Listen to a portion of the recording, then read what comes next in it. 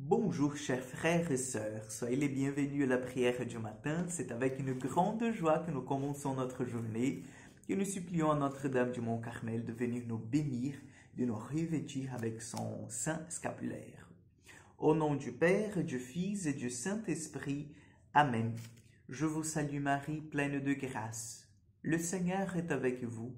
Vous êtes bénie entre toutes les femmes, et Jésus, le fruit de vos entrailles, est béni. Sainte Marie, Mère de Dieu, priez pour nous, pauvres pécheurs, maintenant et à l'heure de notre mort. Amen. Notre-Dame de la sagesse, priez pour nous.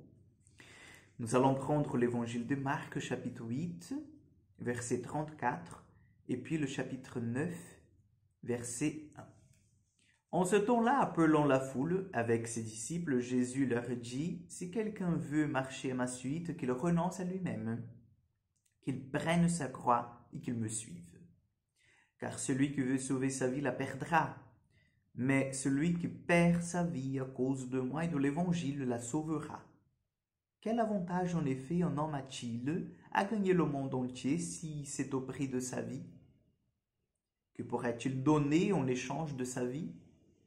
Celui qui a honte de moi et de mes paroles dans cette génération adultère et pécheresse, le Fils de l'homme aussi aura honte de lui quand il viendra dans la gloire de son Père avec ses saints anges. » Et il leur disait, « Amen, je vous le dis, parmi ceux qui sont ici, certains ne connaîtront pas la mort avant d'avoir vu le règne de Dieu venu avec puissance. » Acclamons la parole de Dieu. Oui, chers frères et sœurs, je sais que ces paroles sont dures, mais en même temps, ce sont des paroles de vie. Le Seigneur nous rappelle encore une fois, celui qui veut venir à ma suite, c'est-à-dire celui qui veut devenir mes disciples, mon disciple, qu'il renonce à lui-même. C'est la première chose. Si on veut suivre le Christ, mais on est trop plein, rempli de nous-mêmes, de nos assurances, de nos certitudes, nous allons en fait comprendre que ce n'est pas comme ça. Donc il renonce à lui-même.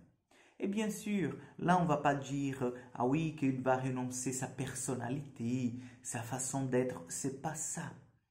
C'est de renoncer en fait tout ce qui est contre l'évangile, contre la parole de Dieu, contre à ce que le nouveau disciple va apprendre du Seigneur, apprendre de son enseignement.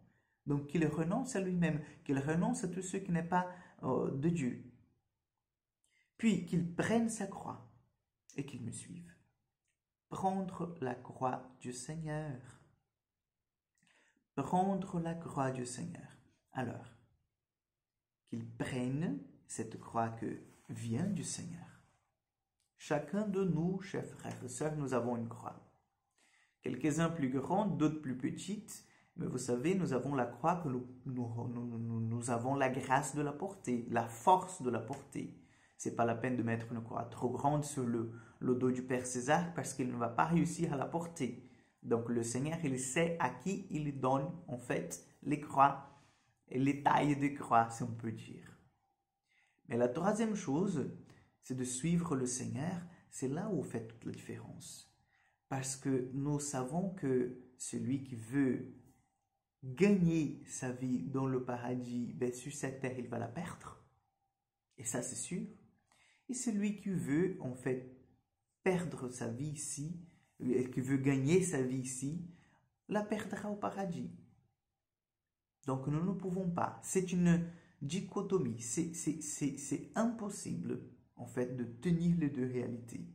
Soit nous vivons morts à ce monde, et là, quand je dis le monde, vous savez bien, c'est tous ceux qui se mettent en opposition avec les choses de Dieu, soit, en fait, nous allons vivre, nous allons être de vivants pour ce monde, mais nous allons agir comme des ennemis de la croix du Christ.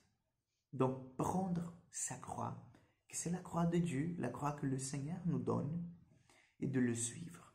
Et c'est là, en fait, où nous allons trouver notre bonheur. C'est là, en fait, où nous allons voir que le Seigneur, il nous appelle à une vie véritable d'amour, de communion avec lui. Parce que même dans la souffrance, même dans les épreuves, même dans les persécutions, nous pouvons découvrir l'amour et la joie de servir le Seigneur.